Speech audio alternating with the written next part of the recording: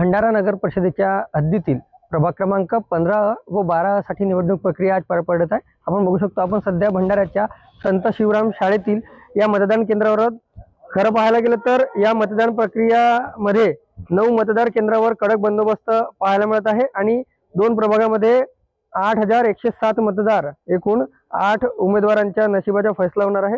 दोन्ही प्रभागांमध्ये मिळून एकूण 9 बूथ इथे तयार करण्यात आलेले आहेत। तर प्रत्येक केंद्रावर 5 याप्रमाणे एकूण 45 मतदान कर्मचारी नियुक्त करण्यात आलेले आहेत।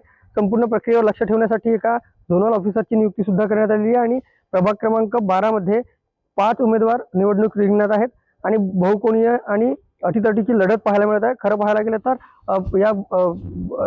या मतदान केंद्रावर आपण पाहिलं असेल तर थंडीची चाहूल सर्वत्र पाहायला मिळते आणि त्यामुळे कुठेतरी नागरिकांचा जोर जो आहे तो कमी पाहायला मिळतो।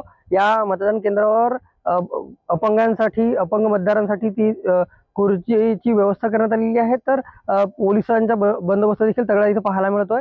पण खरं पाहायला गेलं तर थंडीची चाहूल असल्यामुळे मतदार राजा जो आहे घराच्या बाहेर निघणे कुठेतरी सकाळी टाळत आहे। दुपारच्या वेळी हे मतदार जे आहेत जास्त प्रमाणात घराबाहेर पडून मोठ्या संख्येने मतदान करतील अशी आशा व्यक्त केली जात आहे। रुपेश सपाटे, TV9 मराठी, भंडारा।